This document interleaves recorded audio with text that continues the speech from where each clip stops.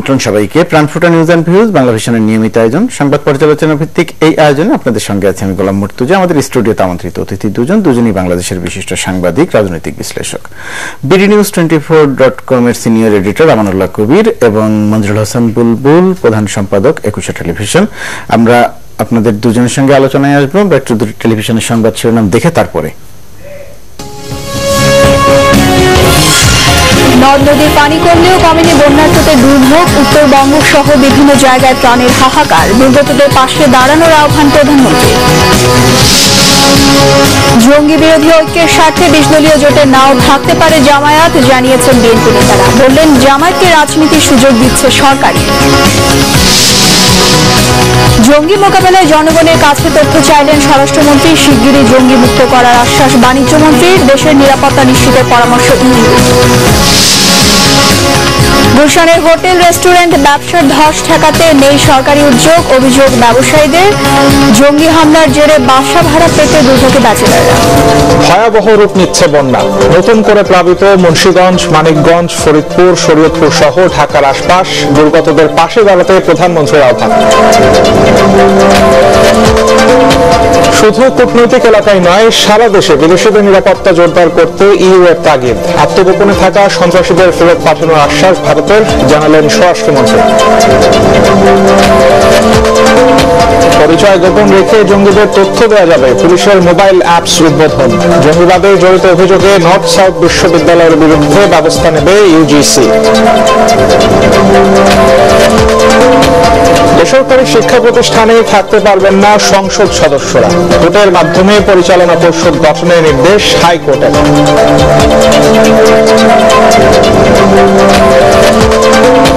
এবং রাজনৈতিক নেতাদের তদবিরে দুর্নীতি বন্ধ হচ্ছে না বললেন সরকারি কর্মকর্তারা। প্রজাতন্ত্রের কর্মচারীরা ঠিক থাকলে দুর্নীতি সম্ভব নয় মনে করে দুদক। আমরা সংবাদ শিরোনাম দেখলাম। আমাদের হাতে যে পত্রিকাগুলো আসবে আমরা টেলিভিশনের পর্দায় সেই পত্রিকাগুলো দেখাবো। দর্শক শিরোনামগুলো টেলিভিশনের পর্দা থেকে দেখবেন। আমরা আলোচনায় আসবো। খুব স্বাভাবিকভাবে আমাদের আলোচনার এই জায়গাটিতে থাকতে হবে জঙ্গিবাদের প্রসঙ্গ, অবধারিতভাবেই থাকবে। আমরা সেই প্রসঙ্গটি আলোচনা করব। তবে তার আগে বন্যা পরিস্থিতির এই জায়গাটি নিয়ে আমরা একটু আলোচনা করতে চাই। তার আগে মঞ্জুরুল হাসান বুলবুল, আপনাকে অভিনন্দন জানাই। ফেডারেল সাংবাদিক ইউনিয়নের নির্বাচনে আপনি বিজয়ী হয়েছেন। বেশ জাঁকজমকপূর্ণ একটি নির্বাচন হয়েছে। আমাদের এই অনুষ্ঠানের পক্ষ থেকে আপনাকে অভিনন্দন। আপনাকেও ধন্যবাদ, কৃতজ্ঞতা। আমি আলোচনার শুরুতে আসতে চাই আমানুল্লাহ কবির আপনার কাছে। বন্যা পরিস্থিতি, গতকালকে আমাদের এই অনুষ্ঠানে একজন বিশেষজ্ঞ এসেছিলেন। তিনি বলছিলেন যে বন্যা পরিস্থিতিটি যে এরকম একটা ভয়াবহ আকার ধারণ করবে এটি আগের থেকেই জানা ছিল। সরকারের দুর্যোগ ব্যবস্থাপনা মন্ত্রণালয়ও জানতো, তারা বিশেষজ্ঞ হিসেবেও জানতেন এবং এই বন্যাটিকে তারা তুলনা করছেন বা মনে করছেন যে সমস্ত ইন্ডিকেটরের কারণে মনে করা যায় সেই সমস্ত ইন্ডিকেটর বলছে যে 88-র বন্যার চেয়েও একটি বড় বন্যা সম্ভাবনা আছে। তো এটা যদি আমাদের জানা থেকে থাকে আগে থেকে, আর এখন এসে যে আহ্বান জানানো হচ্ছে বা প্রস্তুতি বা ত্রাণ পাঠানো, পানিবন্দী মানুষ, এই জায়গাগুলোর আপনার পর্যালোচনা বা বিশ্লেষণটা একটু জানতে চাই। বন্যা, ব্যাপক বন্যা হয়েছে, কিন্তু এই জঙ্গি ইস্যু কারণে এই খবরটা ধামাচাপা পড়ে গেছে এবং সরকারও এটা সরকারও এটা নজর দিতে পারেনি, যতটা গুরুত্ব দেয়নি, নজর দেয়নি যতটুকু। যদি জঙ্গি ইস্যুটা না থাকতো তাহলে যে নজরটুকু এদিকে দিত সেটা কিন্তু আর হয় নাই। অর্থাৎ যেটা এই সিচুয়েশন যে সরকারি যে নজরটা ডিমান্ড করে এটা কিন্তু এই সিচুয়েশনে দেওয়া হয় নাই। আপনি উত্তরবঙ্গ তো পুরোপুরি ভেসেই গেছে এবং দেশের মধ্যাঞ্চলও আস্তে আস্তে প্লাবিত হবে বলে আশঙ্কা করা হচ্ছে এবং আগামী আগস্ট মাসে মাঝামাঝি আরেকটা বড় বন্যা হতে পারে এমন আশঙ্কা করা হচ্ছে। বিশেষজ্ঞরা তাই বলছে যে এরকম ভয়াবহ একটা বন্যা হতে পারে। তা আমি কিন্তু আমি ছোট সময় বোধহয় 2-1 বার দেখেছি যে আমাদের বাড়িতে পানি উঠেছে, 2-1 বার দেখেছি ছোট সময়। এখন এইবার শুনছি যে আমাদের বাড়িতে পানি উঠেছে। তার বন্যাটা কত ভয়াবহ, যেখানে পানি সাধারণত ওঠে না সেখানেও পানি উঠেছে। তাহলে বন্যার ভয়াবহতাটা বোঝা যায়। আমরা যেহেতু ঢাকার ভিতরে থাকি, ঢাকায় বন্যা হয় নাই, কাজে আমরা ঠিকভাবে বুঝতে পারছি না। কিন্তু ঢাকার বাইরে যদি যায়, এই যে ছবিগুলো দেখলে, আমি বিকেল বেলা বসে বসে, দুপুর বেলা বসে বসে ছবিগুলো দেখি, তখন ভয়াবহ রূপটা দেখা যায় যে মানুষ কত ঘর বাড়ি সব তলিয়ে গেছে। এই নগরে বসে আমরা আসলে বাস্তবতা থেকে অনেক দূরে অবস্থান করছি বাস্তবতা থেকে, এবং ঘর বাড়ি ডুবে গেছে। গরু কোথায় থাকবে? গরু দেখে ছাগল চালের উপরে রেখে দিয়েছে, চালের উপরে তুলে রাখছে, করবেটা কি? এই অবস্থা হয়ে গেছে। এবং এর ভিতরে আপনার কোন কোন জায়গায় হয়তো কিছুটা আশ্রয় পেয়েছে রাস্তার উপরে, স্বাভাবিকভাবে মানুষ খুঁজে নেয়, বেড়িবাঁধে খুঁজে নেয়, আর কিন্তু অনেকেই তো রাস্তায় নিতে পারে নাই, সেই সুযোগও হয় নাই, ওই পানির মধ্যেই কিন্তু রয়ে গেছে। এটা আমি দেখলাম যে পানির ভিতরেই ওই কোন রকমের চৌকির উপরে। সর্বশেষ কি অবস্থা সরকারের সচেতনতা বা ত্রাণ পৌঁছানো? এটা যেটা হচ্ছে কি, ত্রাণের এখন যেটা হয়েছে কি, ত্রাণের অবস্থার চেয়ে আমার কাছে আগে মনে হয়েছে যে আগে তাদের একটু ই করা, কোথাও একটু উঠার জায়গা, দুটোই একসঙ্গে দরকার, দুটোই দরকার, কিন্তু অভাব অভিযোগটা তো ওইরকম না। কিন্তু একটা জায়গায় যদি উঠতে পারে তারা, একটা জায়গায় যদি তারা একটু বসতে পারে, আশ্রয় পায়, তাহলে হবে কি, তাহলে ওই যে তার যে খাবার দাবার সেটাও নিয়ে এসে যেতে পারবে। এখন তো একটা আশ্রয় নেওয়ার জায়গা নাই, খাবার দিলে কোথায় খাবে সে? আপনি যদি আজকে সরকার যদি ধরেন ত্রাণ দিলে রাখবে না কোথায়? সে রাখারও জায়গা নেই। আপনার যেভাবে এই যে পদ্মা, যেভাবে যমুনা যেভাবে ভাঙতেছে, ভয়াবহ ভেঙে, এক জায়গায় দেখলাম যে একটা এলাকায় পুরোপুরি বিলীন হয়ে যাচ্ছে, একটা এলাকায় পুরো এলাকাটাই বিলীন হয়ে যাচ্ছে। ওখানে দুইটাই এখন আছে, শুধু দুইটাই স্কুল ঘর আর কি যেন দু একটা অফিস আছে, আর পুরো এলাকাটাই বিলীন হয়ে গেছে। এই যে নদীর মাঝে সমস্ত এলাকাটা চলে যাচ্ছে, আমাদের যেটা দরকার, আমাদের নদী শাসনটা দরকার। এখন আমাদের অবস্থা হয়ে গেছে কি, আমাদের অবস্থা হয়ে গেছে যে উপরে এই যে ব্রহ্মপুত্রের পানিটা যে আসতেছে, যে ওখানে উপরে যে আপনার এটা যেটা চীনে হচ্ছে, নেপালে হচ্ছে, কিন্তু আমাদের নদী শাসন বলে একটা ব্যাপারটা আছে সবসময়, আমরা দেখি যে আছে এটা। কারণ ভারতে যে এটা হচ্ছে, এই পানিটা যখন নেমে আসবে আরো ভয়াবহ অবস্থা। তাহলে নদী শাসনটা তো শুধু বাংলাদেশের ভিতরে নদী শাসন করলে হবে না, পুরা নদীটাকেই শাসন করতে হবে যেখান থেকে উৎপত্তি হচ্ছে। এখানে আন্তর্জাতিক ব্যাপার, একজাক্ট আমি সেই কথাটাই বলতে যাচ্ছি। এখানে চীন ইনভলভ, এখানে ইন্ডিয়া ইনভলভ, এখানে নেপাল ইনভলভ, এগুলি ইনভলভ, তারপরে বাংলাদেশ ইনভলভ। বাংলাদেশ হল সবচেয়ে ভাটির দেশ, সুতরাং এই পানিটা সব পানিগুলো গড়িয়ে বাংলাদেশের উপর দিয়ে যায়, তাহলে কি ভয়াবহ পরিস্থিতির সৃষ্টি হতে পারে। আমি আবার আসবো আপনার কাছে এই একই প্রসঙ্গ নিয়ে, যে আমরা কিছু একটু গুরুত্ব কম দিয়ে ফেলছি নাকি জঙ্গি ইস্যুর কারণেই, নাকি আমরা সবসময় একটু পরে গিয়ে শুরু করি? না, আমার যেটি ধারণা যে বাংলাদেশ এই ধরনের প্রাকৃতিক দুর্যোগ মোকাবেলাতে বাংলাদেশের সক্ষমতা অনেক বেশি মানে কি, কোনো সন্দেহই নাই, বিশেষজ্ঞই বলা যাবে। এই ধরনের ফ্ল্যাশ ফ্লাড কখনো বড় মাত্রায় আসে, কখনো ছোট মাত্রায় আসে। এইবার আপনি যেটি বলছেন যে এটি হয়তো ধারণার মধ্যে না, এটি তো অতি বর্ষণের কারণে বন্যাটা হচ্ছে। যেমন ধরেন কালকে ঢাকা শহরের সন্ধ্যাবেলায় হঠাৎ করে বিশাল যানজটের সৃষ্টি হয়ে গেল, জলজট সৃষ্টি। আমি গুলশান এলাকায় ছিলাম, আমরা যে অফিসটা থেকে বের হলাম, বের হওয়ার পরে দেখি যে আমরা সমকাল অফিসে যখন যাই, সেখানে আর গাড়ি থেকে নেমে অফিসে যাওয়ার সুযোগ না, একেবারে নৌকা চলার মতো অবস্থা। যেটির জন্য আমার কবির বলেন যে দীর্ঘমেয়াদে যেমন আমাদের শহরগুলিতে সুয়ারেজ ব্যবস্থা, পানি নিষ্কাশন ব্যবস্থা ঠিক না করলে অল্প বৃষ্টিতেই জলজট হয়ে যায়, তেমনি আমাদের নদীগুলি যদি আমরা খনন না করি, নদীর শাসন যদি ঠিক মতো না করি, তাহলে আমরা শুধুমাত্র প্রকৃতির উপর যদি ভরসা করে থাকি, তাহলে কোনটা বড় হবে কোনটা ছোট হবে সেটা বলা মুশকিল। কাজে এটা বড় মাপের বৃষ্টি, উজানে বৃষ্টিপাত হয়েছে অনেক বেশি, কাজে পানির প্রবাহটা আর যতদিন এই পানি যদি না নামতে যদি আরেকবার উজান থেকে পানি আসে, তাহলে দেখবেন আরো খারাপ হবে।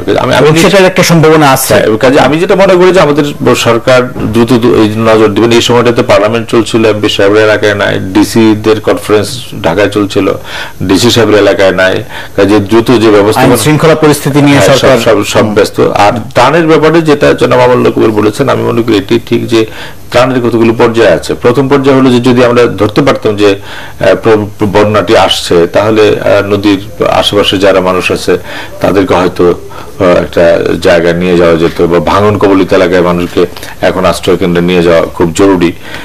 পরবর্তীকালে এখন যদি তাদেরকে টাকা দেন বা চাল দেন, তাদের এটা কিনেও খাওয়ার সামর্থ্য নাই, এই জন্য এখন যেটা হয় এই ত্রাণ বিতরণেরও কিন্তু আমাদের এক ধরনের এক্সপার্টাইজ আছে। আমি সময় কোন ধরনের আমি নিশ্চিত এবং আমি বিশ্বাস করি যে যদি সমন্বয়টা ভালো হয় তাহলে আমরা এই দুর্যোগ কাটিয়ে উঠতে পারবো। এবং এই জায়গাটিতে আপনি যেটা এখানে আরেকটা জিনিস আছে, এখানে এই যে দেখেন আমাদের ফসলের সময় কিন্তু এই যে এখন এই মৌসুম, এই যে এইটা ধান টান কাটছে, কাটার পরে নতুন করে আবার মৌসুম হবে বলেন, এই যে ইরিটা যে হবে, এই ইরিটা কিন্তু এখন হতে পারবে না। এখন ধরেন এই বন্যার কারণে বিশেষ করে উত্তরবঙ্গে যেখানে যে বন্যা হয়েছে সেখানে কিন্তু ইরি চাষটা করতে পারবে না। 2 নম্বর মানে একটা ফসল কম হচ্ছে, সেটা বললে সম্ভাবনা আশঙ্কা সেটাই দেখা যাচ্ছে। বিশেষ করে এরপরেই তো আপনার যদি আবার যদি মানে আগস্টেও যদি এরকম বন্যাটা হয়, এই আশঙ্কা যদি থেকে যায়, তাহলে কিন্তু এই বন্যাটা কিন্তু তাহলে আপনার এই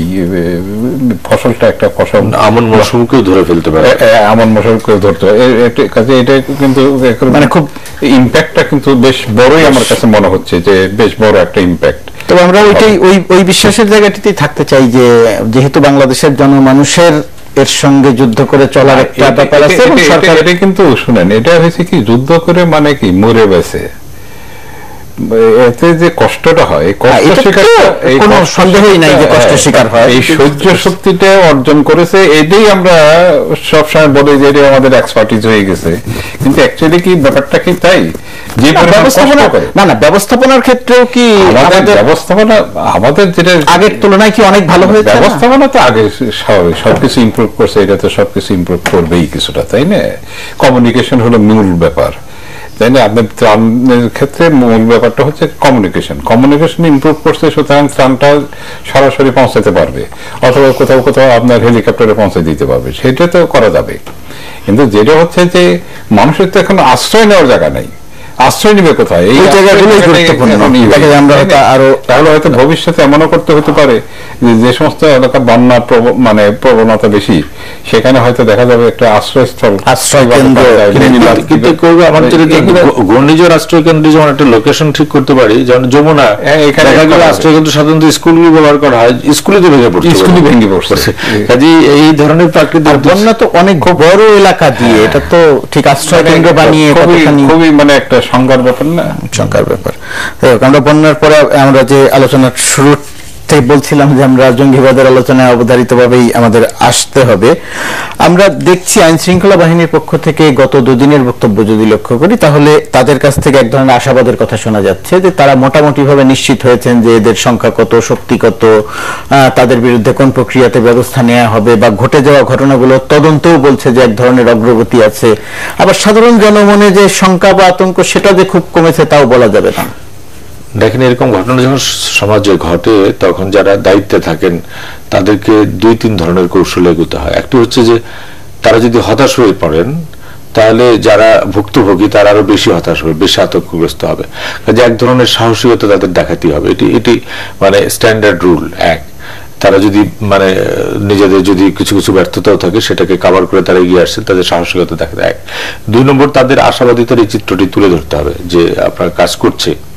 যদি আশাবাদিতার চিত্র তুলে না ধরে কিছুই পাচ্ছে না, তখন আমরাও সমালোচনা করব এবং মানুষ আরো হতাশ হবে, আশাবাদের কথাই শুনতে চায়। এবং তৃতীয়টা হচ্ছে যেটা আপনি শেষে বললেন, যে তাদের হাতে যদি উপযুক্ত তথ্য প্রমাণ থাকে অগ্রগতি, সেটাকে আসলে গুরুত্বপূর্ণভাবে তুলে ধরতে হবে যে পুলিশ এটা করছে, অমুককে ধরছে, যতটুকু প্রকাশ করা সম্ভব। আমরা হয়তো আরো বেশি জানতে চাই। এই 3টিকে একসাথেই এগোতে হবে যদি একটা সমাজে স্থিরতা রাখতে হয়। 3টির কোনোটা যদি ভারসাম্যহীন ভাবে হতাশাটা বাড়ায়, তাহলে জনগণের হতাশা আরো বাড়বে, প্রস্তুতি নাই, সমালোচনা বাড়বে। আবার দৃশ্যমান কিছু অগ্রগতি নাই, তখন মানুষ বলবে যে শুধু কথা বলে, যেটা আমরা বলি সবসময় আমাদের উপর মানুষের দোষ থেকে যে শুধু কথা বলে। কাজে আমি যেটা দেখতে চাই যে আমরা তো আমরা তো স্বস্তি চাই, আমরা ভীতিমুক্ত শঙ্কামুক্ত একটা সমাজ চাই। আমি ভয়ের মধ্যে বসবাস করতে চাই না। যে ঘটনাগুলি ঘটেছে তার পেছনে কারা আছে, যাদের ধরলাম তাদের তদন্ত অগ্রগতি এবং দ্রুত শাস্তির বিধান করতে হবে, এবং সঙ্গে সঙ্গে প্রস্তুতির জায়গাটাও থাকতে হবে যে যদি কোনো কিছু ঘটে তাহলে যাতে আমরা প্রস্তুত আছি কিনা সেটাও মানুষকে জানাতে হবে।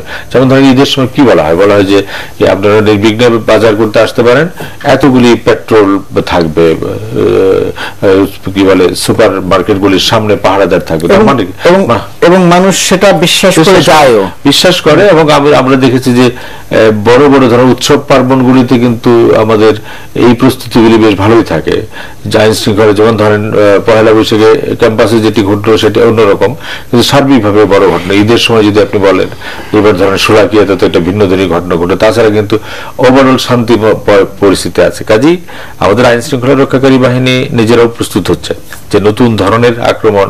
এই যখন তারা নতুন অ্যাপস চালাচ্ছে একটা, এই অ্যাপসটা তো মানুষকে পপুলার করতে হবে। আমি আমার মোবাইল থেকে আমার নাম গোপন রেখে তথ্য দিতে পারি, পুলিশ র্যাব সবাই এই প্রযুক্তির দিকে যাচ্ছে। এবং আপনি দেখবেন যে তবে প্রযুক্তির অপব্যবহার হবে। হয়তো মানে একজন মানুষ কাউকে ফাঁসিয়ে দেওয়ার জন্য যে অমুকের বাসায় জঙ্গি আছে বলে মনে হচ্ছে, সঙ্গে সঙ্গে তো এটা তো পুলিশ ইগনোর করতে পারবে না। কাজে অনেকগুলি বিষয় নিয়ে এগোতে হয়। কিন্তু আমরা যেটা দেখতে চাই যে তাদের কথা, উদ্যোগ এবং কার্যকর ব্যবস্থায় সবগুলি যদি দৃশ্যমান হয়, বিচার সবগুলি যদি দৃশ্যমান হয়, তাহলে মানুষের আস্থাটা খুব পুক্তভাবে প্রতিষ্ঠিত হবে। এই যে আস্থার কথা শেষে যে বাক্যটি বললেন, একটি কথা আইন শৃঙ্খলা রক্ষাকারী বাহিনী এটা স্বীকার করতে না চাইলেও সাধারণ জনমানুষের ভেতরে তো এক ধরনের আস্থার সংকট আছে, যে পুলিশের পক্ষ থেকে বা আইন শৃঙ্খলা রক্ষাকারী বাহিনীর পক্ষ থেকে যখন একটি কথা বলা হয় তখন সাধারণ মানুষ বিশ্বাস করতে চায় না যে সত্যি এরকম ঘটনা ঘটবে। এখন এটি তো দীর্ঘদিন ধরে নিশ্চয়ই নানা কারণে তৈরি হয়েছে, এখন কাটানোর উপায়টা কি? যেটা আপনি বললেন ওইটি তো সত্য। সেটা হচ্ছে যে আস্থাহীনতাটা তো একদিনে তৈরি হয় নাই, দীর্ঘদিনের কারণে তৈরি হয়েছে। দীর্ঘদিন আমাদের আইন শৃঙ্খলা রক্ষাকারী বাহিনী যে ভূমিকা পালন করেছে, এই ভূমিকার কারণেই মানে আস্থাহীনতার সৃষ্টি হয়েছে। এখানে কি গণমাধ্যমের কোনো দায় আছে? গণমাধ্যমের দায়টা কি? আমি তো গণমাধ্যম তো মানে ইচ্ছাকৃতভাবে, ইন্টেনশনালি বা পরিকল্পিতভাবে পুলিশের বিরুদ্ধে বা কারো বিরুদ্ধে মানে নিউজ করে, এটা তো আমি দেখি না। যেটা ঘটে সে সমালোচনা করে, সমালোচনা তো করতেই হবে, তাই না? আপনি যখন একটা দায়িত্ব পালন করছেন, আপনি দায়িত্বটা ঠিক মতো পালন করতে পারছেন কি পারছেন না, বা করছেন কি করছেন না, তখন তো আপনি স্বাভাবিকভাবে পাবলিক লাইফ জারি আছে সেই সমালোচনার টার্গেট হবে, তাই না? এরা তো পাবলিক সার্ভিসের লোক, সেবা, সুতরাং সমালোচনার টার্গেট হইতেই হবে তাদের। এখন আপনি ধরেন আজকে যেটা বলছে, এই যে নানান কথাবার্তা উঠছে যে এই যে কল্যাণপুরে 9 জনকে হত্যা করা হলো, এটা নিয়ে বিএনপির কয়েকজন নেতা প্রশ্ন করেছেন। আমি যেটা শুনেছি এর ভিতরেও আপনার এই যে ফেসবুকে এই সমস্ত অনেক প্রশ্ন উঠছে, এই সমস্ত উঠছে। এগুলো উঠছে কেন? এই প্রশ্নগুলো কেন? ফেসবুকে প্রশ্ন উঠতে পারে, কিন্তু বিএনপির পক্ষ থেকে বা বিএনপি নেতারা, আমি জাস্ট প্রশ্নটা করছি যে বিএনপি নেতারা যেভাবে বলছে এরা জঙ্গি কিনা, কিভাবে নিশ্চিত হবো, নিরীহ মানুষকে হত্যা করা হলো কিনা, এই প্রশ্নগুলো কি এই সমস্ত ক্ষেত্রে খুব প্রাসঙ্গিক বিএনপির মতো একটা বড় রাজনৈতিক দলের ক্ষেত্রে? এখন যেটা হচ্ছে কি, আমি যেটা মনে করি আপনি এখন এমন একটা পরিস্থিতি, এত সেন্সিটিভ একটা পরিস্থিতি, এই সেন্সিটিভ পরিস্থিতিতে প্রত্যেকটা বিষয়ে নিশ্চিত হয়েই কোনো কথা বলাটা উচিত। এটা আপনি সরকারি হোক, বিরোধী দলই হোক, যেই হোক, যেই কথা বলুক, এই পরিস্থিতিতে, এই স্পর্শকাতর একটা পরিস্থিতিতে আপনার মানে যে কোনো ব্যাপারে কথা বলতে গেলে নিশ্চিত হয়ে কথা বলাটা ভালো। নয়তো অহেতুক একটা আতঙ্ক সৃষ্টি হয়, অহেতুক একটা অনাস্থা সৃষ্টি হয়, অহেতুক একটা বিরোধের সৃষ্টি হয়, অহেতুক একটা সন্দেহের সৃষ্টি হয়। এই জিনিসগুলো হচ্ছে। কিন্তু আজকে যেটা সরকার যে কাজগুলো করছে, এটার ভালো দিকও আছে, এবং আপনার কতগুলো জিনিস আছে যে আমাদের অভ্যাস হলো খারাপ, আমরা প্রত্যেকটা ইস্যুকে কিন্তু ইস্যুর থেকে কিছু ব্যক্তিগত কিছু বেনিফিট আদায় করতে চাই। এটা কিন্তু খুব খারাপ জিনিস। এটা না হলে হয়। এখন এই ধরেন বাংলাদেশে তো এই অবস্থাটা খুব, ঢাকা শহরে বিশেষ করে, এটা তো সব শহরেই আছে, ব্যাচেলররা থাকে। আমি ওই আলোচনাটিতে আসবো, বাড়ি ভাড়ার জায়গাটিতে আসবো। আমি বেশি দূর যাব না, আপনি পরে আসেন, বেশি দূর যাব না।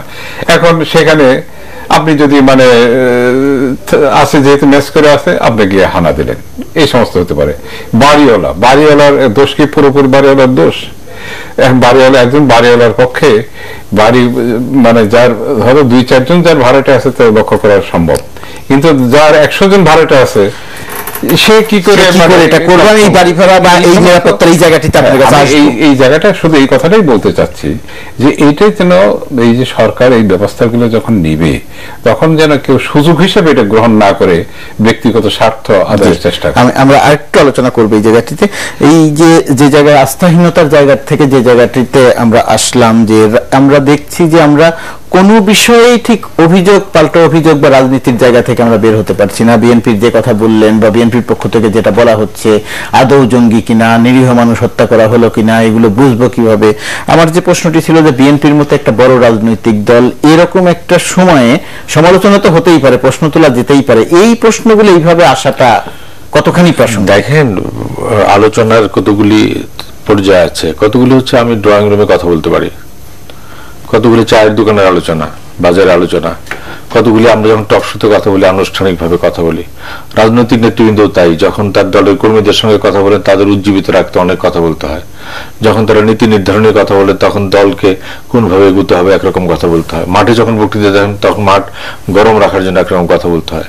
আর যখন কোনো সুনির্দিষ্ট বিষয়ে আপনি স্পেসিফিক একটা বিষয়ে যখন মন্তব্য করবেন তখন খুব সতর্ক থাকতে হয়, যেটা জনাব মামুনুল কবির বলেছেন।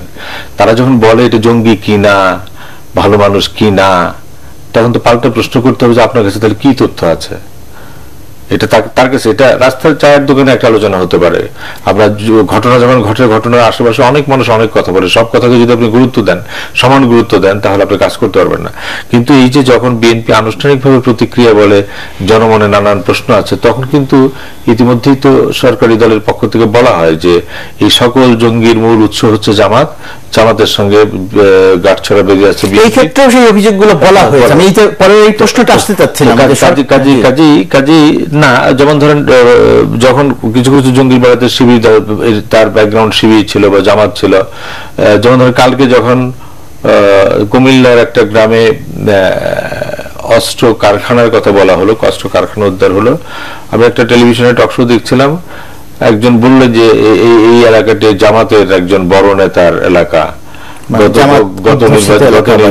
গত নির্বাচনে এই এলাকায় জামাত জিতেছে বা এরকম কিছু শুনছিলাম, মানে এটাকে একটা পলিটিসাইজ করার জন্য। তারপরে যখন আমি আরেকটু তথ্য জোগাড় করার চেষ্টা করলাম, পরে দেখা গেল যেটা একেবারেই স্থানীয় কেন্দ্রিক স্মল আর্মস যেটাকে বলি, তার ব্যবসায়ী সীমান্তবর্তী একটা এলাকা, এবং সেই এলাকায় এই লোকগুলি কখনো ভাড়া দেয়, কখনো কখনো নিজেরা ব্যবহার করে। এবং কারখানা বলতে যে কারখানা বোঝা যায় সেটা কারখানাও না, কোথেকে লোহায় লোক করে কিছু এনে স্থানীয়। কাজে আমার যেটা মনে হয় যে মানুষ তো গণমাধ্যমকে বিশ্বাস করে, এবং গণমাধ্যমের দায়িত্ব হচ্ছে, এটা হচ্ছে গণমাধ্যমের দায়িত্ব, এবং গণমাধ্যমকে গণমাধ্যমে যারা কথা বলেন তারা তো নিজের সম্পর্কে একটা ভাবমূর্তি তৈরি করেন। এখন একজন রাজনীতিবিদ যখন অনর্গল এরকম গুরুত্বহীন কথা বলতে থাকেন, সেটা তার ব্যক্তিগতভাবে তার ভাবমূর্তি ক্ষুণ্ণ করে, এবং তার সম্পর্কে মানুষ প্রশ্নও করে। যে বিএনপির এই যে প্রশ্নটি এই মুহূর্তে যেটি জনাব মামুনুল কবির বললেন, যে স্পর্শকাতর এই বিষয়গুলি নিয়ে পুলিশ একটা স্টেটমেন্ট দিয়েছে। সোশ্যাল মিডিয়াতে প্রশ্ন আসার পরে কাউন্টার টেরোরিজম বিভাগের যিনি প্রধান তিনি নিজেও ফেসবুকে এর জবাব দিয়েছেন। আমরা কি বলতে পারি? আমরা বলতে পারি যে এর বিষয়ে সুষ্ঠু একটা বিবৃতি দেওয়া হোক, এরা কারা, এদের পরিচয়গুলো কিন্তু পাওয়া গেল। মানে বিশ্বাসযোগ্যতার জায়গাটা হচ্ছে যে কে মোনায়েম খানের নাতি, কে এটা ইতিমধ্যেই জানা গেছে যে এরা যে জঙ্গি সেটা তো জানা গেছে, সেটা নিয়ে তো সন্দেহ নেই। তাদের পরিবার থেকেও কিন্তু বলা হয়েছে, ওই তাদের আগের যে ছবি, হ্যাঁ, কেউ কেউ কোন পরিবার কিন্তু এখন এই কথা বলে নাই যে না ভালো ছেলে বাড়ি থেকে এনে মেরে ফেলেছে। এখন কোন রাজনৈতিক দল যদি এরকম একটা গল্প তৈরি করবার চেষ্টা করে, তখন কিন্তু তাদের উদ্দেশ্য নিয়ে মানুষ প্রশ্ন তুলতে পারে, এবং তাদেরকে যে ব্লেম করা হয়, বিশেষ করে বিএনপিকে একটু সতর্কই থাকতে হবে যে তাদের কোনো স্টেটমেন্ট যদি কোনো কারণে একটু স্লিপি হয়, তাহলে তাদের অভিযোগটি প্রতিষ্ঠিত হয়। এই যে কথাটি মঞ্জুর হাসান বুলবুল শুরুতে বললেন যে কোনো একটি ঘটনা ঘটলেই, কোথাও জঙ্গি বা যে একটি সন্ত্রাস বা যে কোনো ঘটনা ঘটলেই সরকারি দলের পক্ষ থেকে নেতা বা মন্ত্রীর একটি কথা বলেন এর সঙ্গে বিএনপি জামাত জড়িত। এই অভিযোগটির তো এই ধরনের অনুষ্ঠানে সমালোচনাই করা হয়, কিন্তু এইখানে যে জঙ্গি কিনা এই ধরনের কথা বললে বিএনপি নিজে তার ঘাড়ে এই দায়িত্ব, এই কথাগুলো বা এই দায়গুলো টেনে নেয় কিনা, আপনার কাছে কি মনে হয়? টেনে নেয়, কিছুটা টেনেও নেয়, মানে তাতে অসাবধানতার কারণে কিছুটা টেনেও নেয়। আর সবসময় তো একটা ব্লেম দেওয়াই হচ্ছে, সেটা তো সবসময় একটা ব্লেম দেওয়াই হচ্ছে। আজকে যেটা এই যে ব্লেম গেম, এখন যেটা হচ্ছে কি, এখন এই যে এত বড় এইরকম একটা স্পর্শকাতর সিচুয়েশনও আমরা দেখছি ব্লেম গেমটা চলছে। এটা কিন্তু ব্লেম গেম। এখন আপনার মানে এগুলো অদ্ভুত কতগুলো জিনিস চলছে। একদিকে মানে সরকারের পক্ষ থেকে বলা হচ্ছে যে মানে সবাইকে মিলে একটা মানে অবরোধ প্রতিরোধ গড়ে তুলতে হবে, সামাজিকভাবে প্রতিরোধ গড়ে তুলতে হবে এবং সবারই পার্টিসিপেশন চাচ্ছে। আবার একই সময় বলা হচ্ছে যে বিএনপিকে নেওয়া যাবে না। বিএনপিকে নেওয়া যাবে না সেটা কি বলেছে? নাসিম তো বিএনপি নেওয়াই যাবে না বলেই দিছে ক্লিয়ারলি। জামাত না, বিএনপির সঙ্গে কোনো নেই, ঐক্য নেই, এটা বলেই দিছে। তা আপনি তাহলে অ্যাকচুয়ালি আপনি কি চান? তাহলে আপনি চান যে একা একা আমি বিড়ালটা মারবো, এই তো ঘটনা। জনগণের ঐক্য চান। জনগণ কারা? জনগণ তো বিভিন্ন তলে বিভক্ত। আওয়ামী লীগের জনগণ আছে, বিএনপির জনগণ আছে, ইভেন যে নিজেদের মধ্যে যে জামাতকে আমরা কন্ডেম করি সেই জামাতেরও জনগণ আছে, তাই না? কম থাক আর বেশি থাক, তাই না? এখন কারো 4% আছে, 4.5% আছে, কারো 30% আছে, কারো 35% আছে, এইরকমই তো, মানে তাই না? এই আছে তো সমর্থন। কাজে আপনি যদি সব রকম জনগণ, সব জনগণের কিটে যেটা কথা হয়েছে, যে কথাটা আপনি বললেন, হ্যাঁ, এই জায়গাটায় জনগণের ভিতরে একটা ঐক্যমত সৃষ্টি হয়েছে যে জঙ্গিবাদের বিরুদ্ধে একটা ঐক্যমত, এটা একটা ঐক্যমতের একটা চেতনা সৃষ্টি হয়েছে, চেতনাগত ভাবে এটা সৃষ্টি হয়েছে ঐক্যমতটা, চেতনাগত ভাবে। এখন চেতনা থাকলেই তো হবে না। আমরা 71-এ কি দেখেছি? 71-এ দেখেছি এই চেতনা যেটা ছিল সেই চেতনাকে কিন্তু সংগঠিত করতে হয়েছে, সংগঠিত করে সেটাকে কিন্তু আন্দোলনের রূপ দিতে হয়েছে। কিন্তু এখনকার পরিস্থিতি 71-এর মতো না। 71-এর মতো না। আমার কথা হচ্ছে চেতনা থাকলেই হয় না, শুধু সংগঠিত করতে হয়, প্রাতিষ্ঠানিক রূপ দিতে হয়। সেটা কি নিজে নিজে সম্ভব না বা সরকারের উদ্যোগে সম্ভব নয়? এটা প্রাতিষ্ঠানিক রূপ দিতে হয়। তো প্রাতিষ্ঠানিক রূপ দিতে গেলে কে দিবে? এখন যদি আপনি ধরেন পরিবার দিবে, হ্যাঁ, পরিবারের প্রধান যদি আমি হই তাহলে দায়িত্বটা আমার বেশি। বাংলাদেশ নামক যে পরিবার, এই পরিবারের দায়িত্বটা কার বেশি? প্রধানমন্ত্রীর। তাহলে উদ্যোগটা প্রধানমন্ত্রীকেই নিতে হবে। এখন সেখান থেকে যদি বলা হয় যে অমুককে সঙ্গে নিব না, অমুককে নিব না, অমুককে নিব, অমুককে নিব, তাহলে তো আপনি যে ঐক্যের কথা বলা হচ্ছে সে ঐক্যই তো হচ্ছে না, তাই না? আর ঐক্য না হলে হবেটা কি?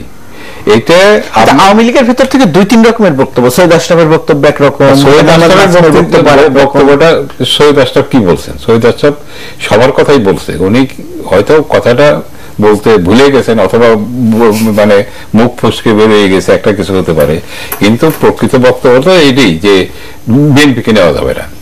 বিএনপিকে কেন নেওয়া যাবে না? বিএনপি না নেওয়ার কারণ হলো তারা মনে করে, আওয়ামী লীগ মনে করে কি বিএনপিকে এই সময় নিয়ে আসা মানে কি বিএনপিকে আমরা রিহেবিলিটেট করে দিলাম, কাজেই বিএনপিকে নেওয়া যাবে না। বিএনপি যেখানে আছে জামাতকে দিয়ে বিএনপিকে পচাইতে হবে, তো সেই কাজটাই করতেছে, জামাতকে রেখে দিয়েছে। জঙ্গিবাদের বিরুদ্ধে যে ব্যবস্থা বা যে কথা আমরা বলছি, তাতে বিএনপি একটি জাতীয় ঐক্যের আহ্বান জানিয়েছে। সরকার যদি সেই জাতীয় ঐক্যের আহ্বানে সাড়া না দেয় তাহলে কি জঙ্গিবাদ মোকাবেলা হবে না? না, অবশ্যই হবে। এখানে একটা জিনিস আমি ক্লিয়ার করে বলি, সেটা হলো কিন্তু কেবল অস্ত্র দিয়ে কিন্তু জঙ্গিবাদ মোকাবেলা করা যাবে না। এখানে এটা সামরিক সমাধান কোনো সমাধান না, এটা রাজনৈতিক সমাধানের আমরা দেখছি। এর সঙ্গে রাজনৈতিক সমাধান লাগবে, এর সঙ্গে রাজনীতি মানে আমি যেটা বলতে বারবার বলি, আমি যে কথাটা ওই কথাটা আবার বলি, এই জঙ্গিবাদের সঙ্গে আপনার রাজনীতি জড়িত, ধর্ম জড়িত, সমাজ জড়িত, সংস্কৃতি জড়িত। সুতরাং এই সমস্ত বিষয়ের সঙ্গে যারা জড়িত, সম্পৃক্ত, তাদের সমন্বয়ে যদি আপনি প্রতিরোধ গড়ে না তুলতে পারেন সমাজের অভ্যন্তরে যে আজকে এই যে শিকড়টা সমাজের অভ্যন্তরে জঙ্গিদের, ওখান থেকে শিকড়টা আপনি উৎপাদন করতে পারবেন। এখান থেকে সামাজিক প্রতিরোধটা গড়ে তুলতে হবে সবাইকে নিয়ে, কাউকে বাদ দিয়ে করলে সেটা হবে না। জি, আমি আবার আসবো আপনার কাছে। এই যে কথাগুলো বললেন তার প্রেক্ষিতে নিশ্চয়ই কিছু বলার আছে মঞ্জুল হাসান বুলবুল। সঙ্গে আর একটি কথা যোগ করতে চাই যে ইউরোপিয়ান ইউনিয়নের সঙ্গে সরকারের বক্তব্যের কথা বলার সময় তারা একটি কথা বলেছে যে শুধু গুলশান বনানী বা এই এলাকার নিরাপত্তা নিশ্চিত করলে তো হবে না, সারা দেশের সব জায়গার নিরাপত্তা নিশ্চিত করতে হবে।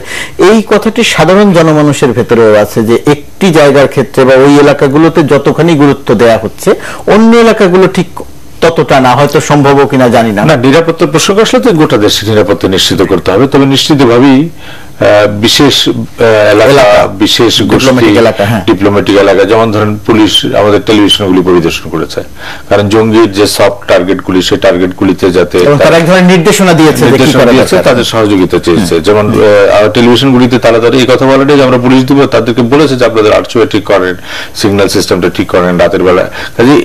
এটা তো একটা ভালো ব্যাপার যে পুলিশ পরিদর্শন করে এসে দুর্বলতাগুলো চিহ্নিত করে। সেই কথাই বলছে যে সারা দেশের প্রতি রাস্তার মোড়ে মোড়ে পুলিশ দাঁড়িয়ে তো নিরাপত্তা নিশ্চিত করা যাবে না। যে সকল প্রতিষ্ঠান নিজস্ব নিরাপত্তা তৈরি করতে পারে সেই নিরাপত্তাগুলি তৈরি করবে, এবং ইউরোপীয় ইউনিয়ন যেটি বলেছে এটি নিশ্চয় সারা দেশেই। এখন এখান থেকে রাত্রে এখান থেকে একটা আমরা তো দেখলাম যে যেটা কোনোদিন ঘটে নাই, কক্সবাজার থেকে গাড়ি আসার সময় রাতের বেলা সেই বাসে আগুন দিয়ে পুড়িয়ে দিল। এই নিরাপত্তা আপনি কিভাবে নিশ্চিত করবেন যে কোথায় অ্যাটাক করা? এই কাজে এই নিরাপত্তা নিশ্চিত করার ব্যাপারে গোটা দেশ জুড়ে নিরাপত্তা তৈরি করতে হবে, এবং তার সঙ্গে যেটা জনমাবন্ডন করে বলেছে সামাজিক সাংস্কৃতিক যে যোগসূত্রগুলি, এটা বহুমাত্রিক একটি সমস্যা, এবং এই বহুমাত্রিক সমস্যাটিকে বহুমাত্রিক উদ্যোগ দিয়ে মোকাবেলা করতে হবে। এবং বিএনপি এবং জাতীয় ঐক্য, আমরা কখনো কখনো হয় কি কতগুলি শব্দের কচকচানির মধ্যে পড়ে যায়, এটা হঠাৎ করে ঐক্য শব্দটি আবার আসলো। আপনি দেখবেন যে কিছুদিন আগে আসলো, নির্বাচনের পর বা নির্বাচনের আগে আসলো, এবং আমরা যখন এই কথাগুলি বলি তখন আমরা এই কথা মনে করি না যে এই কথাগুলির কতগুলি দৃশ্যমান চেহারা আছে। ঐক্য শব্দ একটা, কিন্তু আমরা যখন বলি বিএনপি আওয়ামী লীগ কেন ঐক্য করে ফেলে না, এটা কি সহজ কথা? যে বিএনপি এই যে সামাজিক সাংস্কৃতিক অর্থনৈতিক কথা বলি, বিএনপি আওয়ামী লীগের দুইটি কি সমান দৃষ্টিভঙ্গি সংস্কৃতির ব্যাপারে, দুইটি কি সমাজ নিয়ে সমাজ একই দৃষ্টিভঙ্গি, তাহলে তো অনৈক্য থাকার কোনো কারণ ছিল না। এখানে কোথাও না কোথাও দৃষ্টিভঙ্গিগত পার্থক্য আছে। এই প্রশ্ন আপনি বহুবার করেছেন, এই প্রসঙ্গে না শুধুমাত্র, অসম্ভব না। আবার একেবারে আমরা বললাম কালকে সহজ সরকার চাইলেই, সরকার তো চেয়েছিল, প্রধানমন্ত্রী যে টেলিফোন করেছিল, আবার সেই পুরনো কথা বলতে হয় যে তখন ঐক্যের চেহারাটা কি ছিল। আজকে কি পরিস্থিতি পরিবর্তন হয়েছে যে আবার সরকারকে টেলিফোন করতে হবে, আবার সরকারকে উদ্যোগ সরকার যদি বলে আমি তো ওই সময় ঐক্য চেয়েছিলাম, কাজে ওই প্রশ্নগুলিতে আবার আসবে। কাজে ঐক্য এই শব্দগুলিকে আমরা যাতে দুর্বল না করে ফেলি, জাতীয় ঐক্য নিশ্চয়ই প্রয়োজন। জাতীয় ঐক্য না হলে বিএনপি তার উদ্যোগে জঙ্গির বিরুদ্ধে কোন আন্দোলন কর্মসূচি দিবে না। বিএনপির কর্মসূচি কই? বিএনপি একটি দল যারা দেশ পরিচালনা করেছে, দেশে একটি দুর্যোগ এবং একটা বড় রাজনৈতিক দল, তার আবার ক্ষমতায় যেতে চায়। সরকারের ঐক্য না হলে পরে আমি সেটা প্রশ্নটা করছিলাম যে সরকার রাজি হলো না, সরকার ঐক্য না হলেও সরকারকে কিছু দায়িত্ব পালন করতেই হবে, কারণ আলটিমেটলি চূড়ান্ত সরকারকে দায়িত্ব গ্রহণ করতে হবে। কোনো ঐক্য নাই, কিচ্ছু নাই, আওয়ামী লীগও মানে সরকারের সঙ্গে নাই, তার সরকার যেই থাকবে সেই সরকারকে রাষ্ট্রের এই পরিস্থিতিতে কিছু দায়িত্ব পালন করতেই হবে, সেটা একদম রুটিন দায়িত্ব। সকলকে নিয়ে যদি করতে হয় তাহলে পরে এটা একটা বড় মানে সহজ মানের কথা, কিন্তু যখন আমরা বিএনপি এবং আওয়ামী লীগকে সামনে রেখে আলোচনা করব তখন কিন্তু কতগুলি বাস্তবতার মধ্যে আসতে হবে। আপনি যদি জাতীয় ঐক্যের কথা বলবেন আর সরকার অপারেশন করবেন এর জঙ্গি মারল না, সাধারণ মানুষ মারল, আপনি যদি প্রশ্ন উত্থাপন করেন তাহলে তো এখানে সন্দেহের জায়গাটা তো এখানে থেকে শুরু হবে। এটা ঠিক জাতীয় ঐক্যের যে স্পিরিট তার সঙ্গে যায় না। কাজেই আমি যেটি মনে করি জাতীয় ঐক্যের অনেকগুলি চেহারা আছে। যেমন ভারতে কি হয়, ভারতে যখন মানে বোম্বে অ্যাটাক হলো তখন তারা লোকসভার সমস্ত দলগুলি বসে গেল, দলগুলি পার্লামেন্টের দলগুলি বসে সিচুয়েশনটা চিন্তা করলেন তারা। এটা হতে পারে। এখন কালকেই বিএনপি আমি হাত ধরে মিছিল করে আসেন, আমরা সন্ত্রাস নির্মূল করি, এরকম একটা প্রত্যাশা আমরা করতে পারি। আমরা যারা গত 15 বছর 20 বছর 25 বছর ধরে বাংলাদেশের রাজনীতি কচকচানির মধ্যে থাকি, আমার কাছে মনে হয় যে এটা বলার জন্য খুব ভালো, কিন্তু বাস্তবের জন্য আমরা আবার আসবো আলোচনা একটা বিরতির পর। জি দর্শক, থাকুন আমাদের সঙ্গে, ফিরছি একটা বিরতির পর।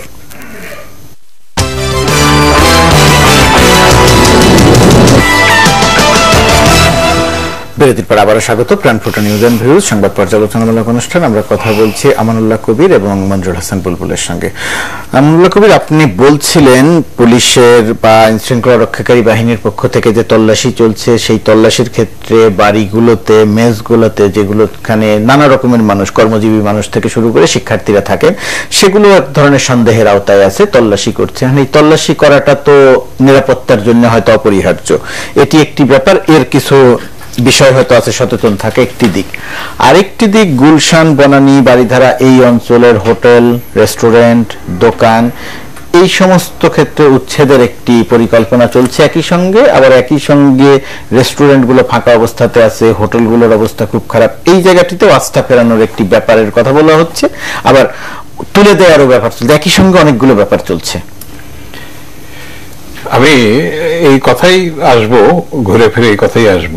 সেটা হচ্ছে, দেখেন, মানে জাতীয় জীবনে বা জাতির জীবনে এমন কিছু সময় আসে যখন জাতিকে ঐক্যবদ্ধ হতে হয়, এর কোনো বিকল্প নেই, হতেই হয়। সেখানে নিজেদের ভিতরে, রাজনৈতিক দলগুলোর ভিতরে নিজেদের ভিতরে যে ডিফারেন্স আছে, সেই ডিফারেন্সটা ন্যারো করে, কমিয়ে, রিডিউস করে আপনার জাতীয় ঐক্য সৃষ্টি করতে হয়। এটা বৃহত্তর স্বার্থে করতে হয়। আজকে যেটা মনে করেন, আজকে আপনি যদি এই যে সারা দেশের নিরাপত্তার কথা যেটা বলছেন, ইউর কথা বললেন, সারা দেশের নিরাপত্তাটা কে দিবে? কার ক্ষমতা আছে? এটা পুলিশের ক্ষমতা আছে, র্যাবের ক্ষমতা আছে, বিজেপির ক্ষমতা আছে, আর্মির ক্ষমতা আছে? কারো ক্ষমতা নেই। সারা দেশের নিরাপত্তা দিতে পারে একমাত্র জনগণকে সঙ্গে নিয়ে যদি তারা চেষ্টা করে, তাহলে সারা দেশের নিরাপত্তাটা সৃষ্টি হতে পারে। এছাড়া কেউ নিরাপত্তা দিতে পারবে না। তাহলে সেই জন্যই জাতীয় ঐক্যটা মাঝে মাঝে খুবই প্রয়োজন পড়ে। জাতীয় জীবনে জাতীয় ঐক্য মাঝে মাঝে এই জাতির কিছু সময়ই আসে যখন এটা প্রয়োজন পড়ে। আজকে আমি মনে করি, আমি যেহেতু জাতীয় ঐক্যের কথাটা বিভিন্ন সময়ই বলি, আজকেও আমি বলছি, আজকে আপনি দেখেন, আজকে এই প্রয়োজনটা এমন একটা সময় এসছে যখন এটা সবচেয়ে বেশি অনুভূত হচ্ছে। আজকে আমাদের জাতীয় জীবন, আজকে আমরা কিন্তু আরো অনেক দূরে এগিয়ে যেতে পারতাম। আজকে আমাদের জাতীয় জীবনে দেখেন কোনো জাতীয় ঐক্য নেই। জাতীয় ঐক্য বলতে আমাদের কোনো ব্যাপারেই, একটা ইস্যুতেও আমাদের জাতীয় ঐক্য নেই। নির্বাচনটা কিভাবে হবে এটাও কিন্তু, এই ব্যাপারেও আমরা কোনো ঐক্যমতে আসতে পারিনি। ঠিক এমন একটা সমাজ, এই সমাজ একটা বিভক্ত সমাজকে আপনি কতদূর ঠেলে নিয়ে যাবেন? এত বড় গণতন্ত্রের মাঝে আবার হুট করে আওয়ামী লীগ বিএনপি পক্ষ হয়ে যাবে, আমার কথাটা আজকে থেকে বলছি না। আচ্ছা, বুঝতে পেরেছি। আমার কথাটা আমি বহুদিন যাবত বলছি, মানে এটা দরকার যে সেটার কথা বলছি। এই কথাটা আমি বহুদিন যাবতই বলি, প্রায়ই আমি বলি, টক শোতে বলি, আমি লেখালেখিতে বলি, এটা আমি বলি। যাই হোক, সেটা হলো গুলশান বনানী। এবং হ্যাঁ, আপনি যেটা বললেন যে গুলশান বনানী, এখন আপনি ব্যাপার হচ্ছে কি, আপনাকে সব দিকেই তো দেখতে হবে। আপনি একদিকে যেমন জঙ্গি দমন করতে হবে, আবার ব্যবসা বাণিজ্য তো চলতে দিতে হবে, মানুষের সাধারণ জীবনযাত্রা তো নিশ্চিত করতে হবে। তো মানুষের সাধারণ জীবনযাত্রা যদি নিশ্চিত না করেন, যদি মনে করেন আজকে মেসে আক্রমণ করতেছেন, মেসে তল্লাশি করতেছেন, তারপরে আপনার মানে ওই বাড়িধারা গুলশানে আপনি তল্লাশি করতে গেলেন, তারপরে দোকানপাট তুলে দিলেন, তাহলে কি হবে? আপনি যে লোকটা মনে করেন ওই যে যেখানে যে আপনার এই যে আর্টিজান ইয়েতে গুলশান, এখানে কারা খায়? এখানে খাওয়া দাওয়া করতো মেইনলি বিদেশিরা, তাই না? এখন বিদেশিরা কি সবাইকে এই ইয়েতে এসে, এখানে এসে এই ইয়েতে আপনার এখানে সোনারগাঁয়ে খাবে? এখন তো শেরাটনও নাই, কিংবা ওয়েস্ট ইন্ডিয়া আসবে, কিংবা এরকম কয়েকটা হোটেল আছে সেখানে যাবে। শুধু বিদেশিরাই না তো, বাঙালিদেরও তো অনেক তো পয়সা হয়েছে, তারাও তো যায়, তাই না? কিন্তু আমি বিদেশিদের কথাটা বলছি এই কারণে যে তারা কোথায় যাবে? তাদের এলাকায় এখন একজন থাকে বাড়িধারা, খাওয়ার জন্য কি রাত্রে সে এখানে চলে আসবে? এইগুলো কতগুলো ব্যাপার, এগুলো প্রয়োজনেই কিন্তু আপনার যখন একটা মার্কেট বা একটা বাজার যখন গড়ে ওঠে, বা একটা অর্থনীতি যখন গড়ে ওঠে, তখন কিন্তু প্রয়োজনে গড়ে ওঠে। এই প্রয়োজনটা তো বিলুপ্ত হচ্ছে না। আপনি এইগুলা এই যে হোটেল রেস্টুরেন্ট এই সমস্ত বিলুপ্ত করে দিতে পারেন, কিন্তু প্রয়োজনটা তো বিলুপ্ত করতে পারেন। প্রয়োজনটা তো বিলুপ্ত হয় না। প্রয়োজনের কারণেই আপনার প্রয়োজনের জন্যই কিন্তু আপনার এইগুলো রাখতে হবে। এখন যেটা আপনার দায়িত্ব হলো এইগুলোর নিয়ম কানুনের মধ্যে রেখে আপনি কিভাবে নিরাপত্তা নিশ্চিত করতে পারবেন সেটা চিন্তা করতে হবে। উচ্ছেদ কোনো মানে সমাধান না। এই যে উচ্ছেদ প্লাস এই বাড়ি তল্লাশি, এই দুটি জায়গাতে না, নিরাপত্তা তল্লাশির জন্য যা প্রয়োজন সেটা করতে হবে, কিন্তু মানুষ যাতে হয়রানির শিকার না হয়। আমরা যখন ঢাকা বিমানবন্দরে নামি তখন যদি তল্লাশি করতে হয় আমরা খেপে যাই, কিন্তু আমি যখন বিদেশে একটা তল্লাশি নানাভাবে তল্লাশি করে ঢাকা বিমানবন্দরের চেয়ে অনেক বেশি, তখন কিন্তু আমি অবনত মস্তকে সেটা মেনে নিই। আমাদের খুব বিখ্যাত একজন নাট্য সংগঠক রামেন্দ্র মজুমদার আমেরিকা থেকে এসে বলেছিলেন, এই অপমানজনক তল্লাশির কারণে আর আমি কোনোদিন আমেরিকা যাব না। তো কাজেই এই তল্লাশির সুযোগটা দিতে হবে। তল্লাশির কিন্তু হয়রানির যাতে সুযোগ সৃষ্টি না হয়, এবং যদি কোথাও হয়রানি হয়ও মানুষ যাতে দ্রুততম সময় সমাধান পায়। যেমন শ্যামলীর ঘটনার পরে হঠাৎ করে সমস্ত ফ্ল্যাটগুলি খালি করে সমস্ত পরিবারগুলিকে বাইরে পাঠিয়ে দেওয়া হলো, তাদেরকে ঢুকতে দেওয়া হলো না।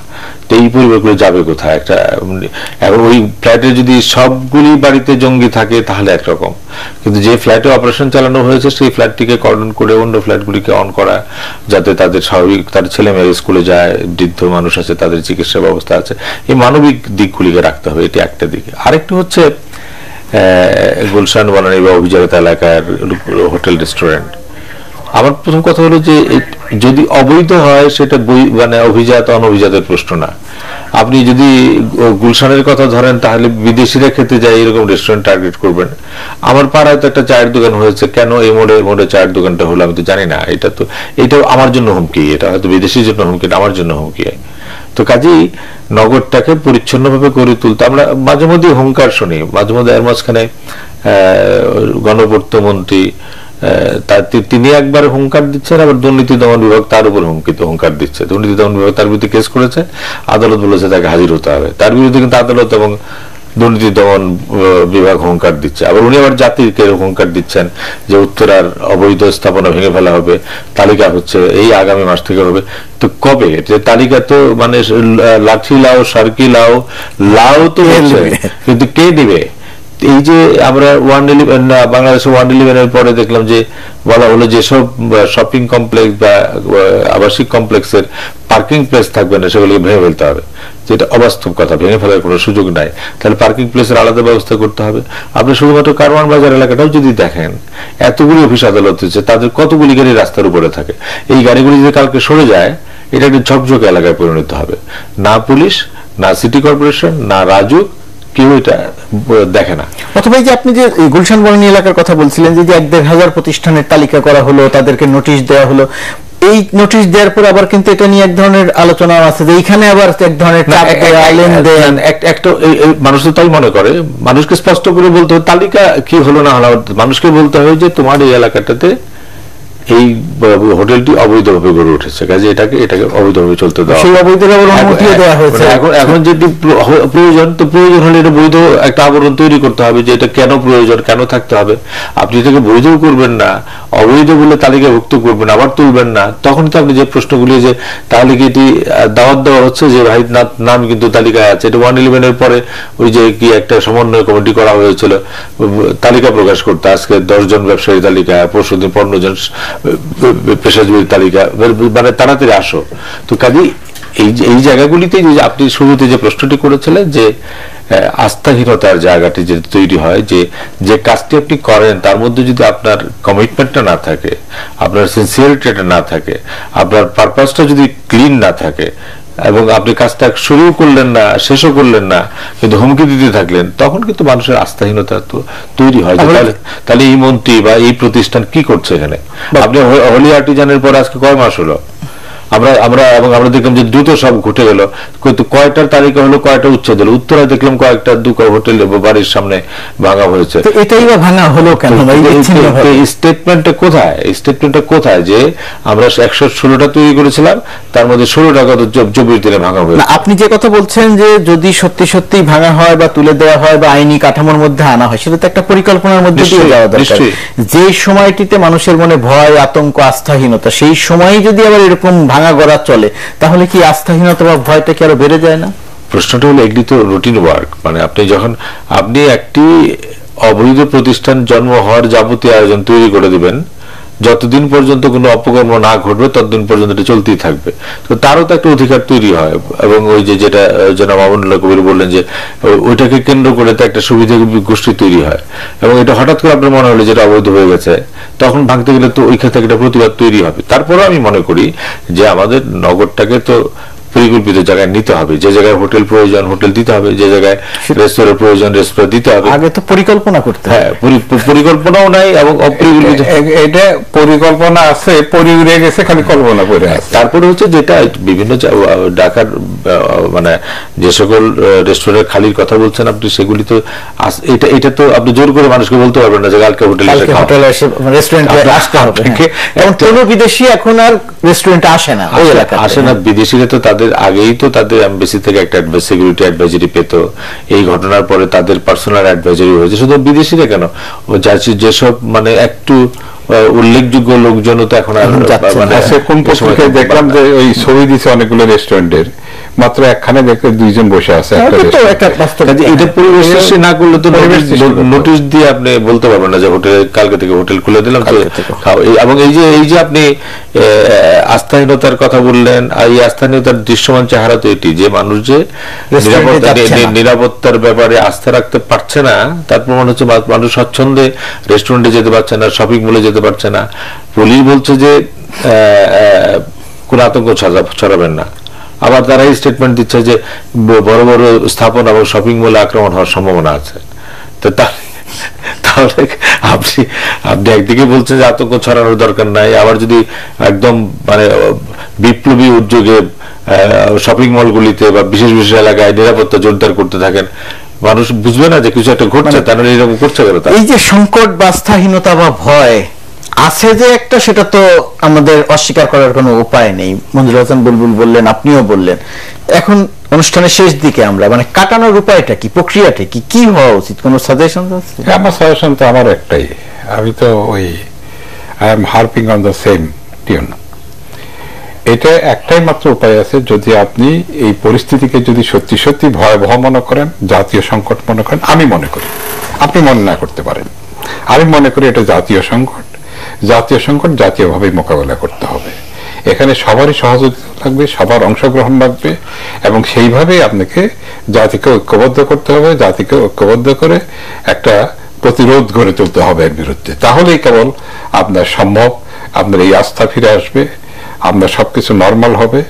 এটা একমাত্র তখনই হবে, এর আগে শুধু অস্ত্র দিয়ে এটা কোনো কাজ হবে না। কিন্তু এইখানে যে সমস্ত দলের বিরুদ্ধে অভিযোগ রয়েছে যে তারাই এই সমস্ত জঙ্গিবাদ বা যদি থেকে থাকে, যাদের বিরুদ্ধে আছে তাদের বিরুদ্ধে আপনার ব্যবস্থা নিচ্ছেন না কেন? তার মানে কি? আপনি ধরেন মনে করেন জামাতের বিরুদ্ধে যদি থেকে থাকে, যদি মানে এই অভিযোগ আছে, তাহলে আপনি অভিযোগ থেকে থাকলে আপনি ব্যবস্থা নিচ্ছেন না কেন? জামাতকে নিষিদ্ধ করতেছেন না কেন? ইভেন যদি বিএনপির বিরুদ্ধে আপনি মনে করেন যে বিএনপির বিরুদ্ধে এরকম অভিযোগ আছে, তো বিএনপিকে নিষিদ্ধ করেন, মানুষ খুশি হবে। যদি সত্যি সত্যি আপনি প্রমাণ করতে পারেন যে বিএনপি এর সঙ্গে জড়িত, তাহলে মানুষ তো চায় যে যেই জড়িত থাক না কেন জঙ্গিবাদের সঙ্গে বা জঙ্গিদের সঙ্গে, তাকেই আপনি উৎখাত করে দেন না কেন? সেটা তো করছেন না। কাজেই আপনি তো মানে কথা কিছু মানে এক ধরনের মানে কথা বলবেন একরকম, তারপরে কাজ করবেন অন্যরকম। অনুষ্ঠানের একেবারে শেষ দিকে মঞ্জুর হাসান বুলবুল, মানে এই আস্থাটা কাটাতে তো হবে, কাটানো কি এটা কি অনেকগুলো কাজ নিশ্চয়ই একসঙ্গে? জাতীয় ঐক্যের প্রত্যাশাটা ভালো, আমি আবারও বলি। এখন সরকার ওই 90 দিনের অরাজকতার জন্য বিএনপির নেতাকর্মীদের অনেকের নামে সন্ত্রাস অভিযোগের বোমাবাজির মামলা দিচ্ছে, আবার তাদের সঙ্গে সন্ত্রাস দূরীকরণের জন্য ঐক্য করছে। এটা কি বাস্তবসম্মত কোনো চেহারা হলো? এটা বাস্তব সমাজের চেহারা হলো না। কাজেই এটি ওই অনেক জায়গায় অনেক কিছু খোলাসা করতে হবে, তারপর ঐক্যের জায়গাটা আসবে। কিন্তু তারপর আমি মনে করি কোনো না কোনো সময় যেমন নির্বাচন নিয়ে জাতীয় ঐক্য হতে হবে, সামনে দুর্যোগ যে বন্যা যদি আরো মহামারী আকারে ধারণ করে এটা বলতে হবে না, আপনি যার যার মধ্যে ঐক্যটা তৈরি হয়ে যাবে। আমি যেটি মনে করি যে এই যে সংকট, শুধু জঙ্গির অংশটাকে আমি বলছি, এটির দীর্ঘমেয়াদী বহুমাত্রিক বিষয়ে বহুমাত্রিক পদক্ষেপ গ্রহণ করতে হবে। আপনি জানেন গতকালকে শাহরিয়ার কবির সাহেবরা শ্বেতপত্র প্রকাশ করেছে, সে শ্বেতপত্রের অনেকগুলি প্রামাণ্য আছে। একটি বই প্রকাশ করা হয়েছে যে আমাদের শিক্ষা ব্যবস্থায় কিভাবে মানে এই অন্ধত্ববাদ ঢুকিয়ে দেওয়া হচ্ছে। ইংলিশ মিডিয়াম স্কুলে একটা বই পড়ানো হয়, সরয়তে আমরা আগে কি পড়তাম, সরয়তে আমরা অজগর আসছে তেরে, এই বই হচ্ছে ওযু করে নামাজ পড়ো, কতে কোরআন পড়ো নিয়মিত, এরকম এই পর্যন্ত না হয় ঠিক আছে, ধর্মীয় শিক্ষা দেওয়া হচ্ছে। গতে গান শোনা হারাম কাজ। আপনি ওই স্কুলের ক্লাস 3 একটা ছেলের এই বইটি ঢাকায় ইংলিশ মিডিয়াম স্কুলে পড়ানো হয়, তো সে গান শোনা হারাম কাজ শিখে আসছে বাড়িতে স্কুলে, আর বাড়িতে এসে গান শুনছে অথবা গান শুনছে না, তো এই ছেলেটা বড় হয়তো এবং আমাদের শিক্ষা ব্যবস্থা যারা পরিচালনা করছেন তারা এই বিষয়টি জানেনি। এবং ইসলামী ফাউন্ডেশন থেকে বলা হয়েছে যে তারা এই সম্পর্কে বিস্তারিত রিপোর্ট দিয়েছে, কোনো কার্যকর ব্যবস্থা গ্রহণ করা হয় নাই। তো এখন গান শোনা যদি হারাম কাজ একটা ছেলে শিখে, ওই ছেলেটা বড় হয়ে রাজশাহী বিশ্ববিদ্যালয়ে যখন দেখবে রাজাউল করিম সিদ্দিকী তানপুরা বাজার, তো কোন করবেই। তো কাজেই এটি শুধুমাত্র যেটি জনাব আমরুল করে বলেছেন, শুধু সামরিক বিশেষজ্ঞ সামরিক মানে উপায় দিলাম অথবা রাজনৈতিক দিলাম অথবা সাংস্কৃতিক দিলাম, তা এটা সামগ্রিক বহুমাত্রিক বিষয়, একটা সামাজিক উদ্যোগ থাকতে হবে। আমি অন্তত এখন আমি যেটি মনে করি যে আমরা যে পাড়ায় থাকি, এটা বিএনপি হোক আওয়ামী লীগ হোক, জাতীয় ঐক্য কবে প্রধানমন্ত্রী এবং বেগম খালেদা যে বসে করবে তার জন্য না রেখে কল্যাণপুরের ওই এলাকায় বিএনপি ছাত্রদল ছাত্রলীগ যুবলীগ মিলে যদি তারা একটা সিদ্ধান্ত গ্রহণ করে যে এলাকায় অপরিচিত ছেলে আসতে বলে আমরা পুলিশকে ধরিয়ে দিব, এলাকায় এমন কোন লোককে আমরা বাড়ি ভাড়া দিব না যাকে আমরা সন্দেহ করি, অথবা কার বাড়িতে কি বিএনপির আলাদা করে অনেক কিছু করার আছে, স্থানীয়ভাবে কিন্তু ঐক্য তৈরি হতে পারে, সামাজিক উদ্যোগ যেটা। সেখানে আমার ধারণা যদি কালকে পুরান ঢাকার একটা মহল্লার সিদ্ধান্ত হয় যে এখানের কোন পাড়ায় নতুন কোন ছেলের চলাফেরা দেখলে বলে আমরা সবাই মিলে থানায় খবর দিব, এইভাবেই তো সামাজিক উদ্যোগটা হবে। আর সাংস্কৃতিক জায়গায় শিক্ষা, কাজে এটি বহুমাত্রিক সমস্যা, বহুমাত্রিক ভাবে বিবেচনা করতে হবে।